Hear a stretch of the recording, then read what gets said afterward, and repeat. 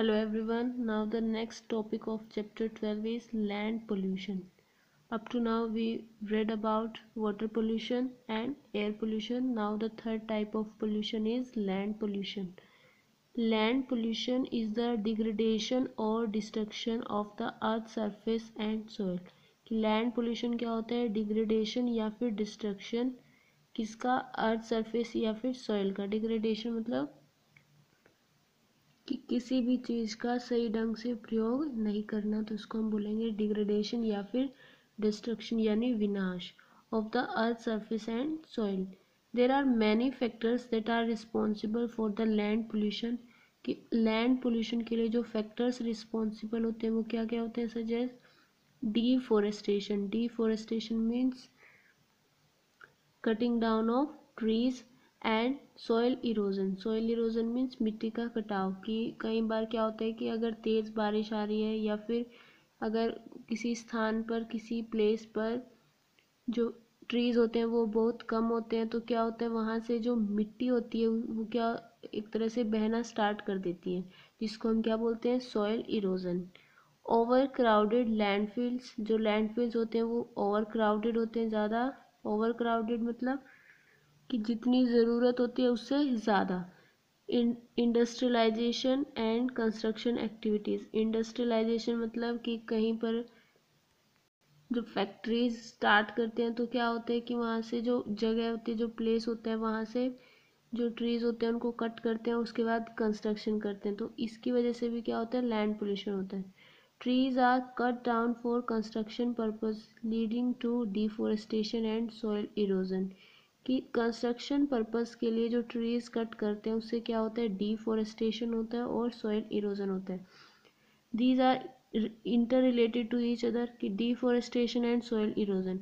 अगर डिफोरेस्टेशन होगा जिससे पेड़ों की जो कटाई होगी वो ज़्यादा होगी, और जो रूट्स होती हैं ट्रीज़ की वो क्या करती हैं? सॉइल को बाइंड करके रखती हैं, उसको जकड़ के रखती है. जब ट्रीज़ कट होंगे तो क्या आएगा? मिट्टी को जो जकड़ने के लिए जो रूट्स होंगी वो नहीं होंगी, जिसकी वजह से क्या आएगा? Soil erosion. Now the next topic is steps to prevent land pollution. कि लैंड पोल्यूशन को प्रिवेंट कैसे कर सकते हैं? First point is we should follow the 3 R's. हमें 3 R के फॉर्मूला को फॉलो करना चाहिए. फर्स्ट क्या है? रिड्यूस. फर्स्ट R का मतलब क्या हुआ? रिड्यूस. सेकेंड R का मतलब रीयूज एंड थर्ड R का मतलब रिसाइकिल.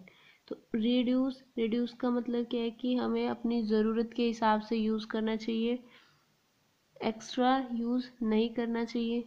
रीयूज़. यूज़ का मतलब यूज़ करना, और रीयूज़ का मतलब उसको दोबारा यूज़ करना. जैसे जो सामान पैकिंग वगैरह में यूज़ होता है उसको दोबारा यूज़ करना, तो उसको हम क्या बोलेंगे? Reuse. And the third R means recycle.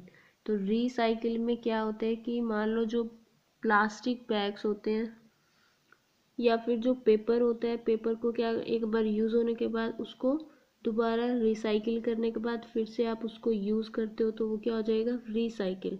अब रिसाइकिल में जैसे पेपर बनाने के लिए ट्री की ज़रूरत पड़ती है, तो उससे क्या होगा? हमारा जो एनवायरनमेंट है वो सेफ रहेगा, और हमें जो रिसाइकलिंग है उससे हमें क्या अपनी ज़रूरत को पूरा कर पाएंगे. Now the second point is use refills instead of buying bottles as this will reduce the garbage and energy in manufacturing.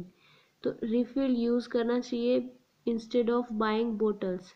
जैसे आप बोटल्स को बाय करते हो तो उसके कंपैरिजन में हमें क्या करना चाहिए? उसी बोतल को दोबारा से फिल करना चाहिए, जिससे क्या होएगा? गार्बेज रिड्यूस होगा, और जो मैन्युफैक्चर करते टाइम एनर्जी यूज़ होती है वो कम यूज़ होगी.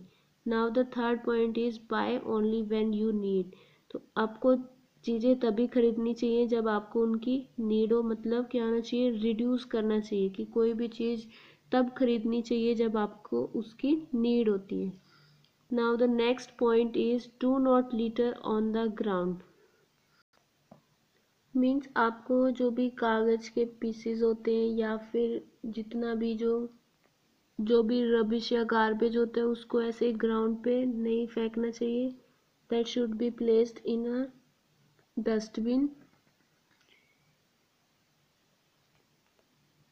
Now the next is reuse the plastic and glass jars and containers for storage purpose। कि स्टोरेज पर्पस के लिए जो प्लास्टिक और ग्लास के जार्स यूज़ करते हैं उनको क्या करना चाहिए, रीयूज़ करना चाहिए। कि अगर आपके पास एक जार है उसके अंदर जो आपने जो भी सामान रखा है उसको यूज़ करने के बाद उसको फेंकना नहीं चाहिए, वापस से उसको यूज़ करना चाहिए। तो recycle bins are of 3 colours, yellow, red and blue. जो ब्लू रिसाइकिल बिन है वो यूज़ होता है पेपर के लिए, येलो यूज़ होता है ड्रिंक कैंस के लिए, जो भी ड्रिंक्स कैन होती है या जैसे कॉक वगैरह की जो भी होती है उनको किस में फेंकना चाहिए, ड्रिंक कैंस के अंदर।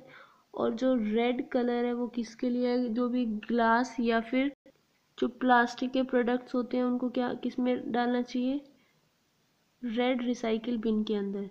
तो recycle been for metal, paper and plastic items. तो मेटल के लिए कौन सा हुआ, दिस रेड वन, पेपर के लिए ब्लू वन, सॉरी मेटल के लिए ड्रिंक कैंस जो ड्रिंक कैन होती हैं, पेपर के लिए blue and plastic and glass के लिए रेड। Thank you.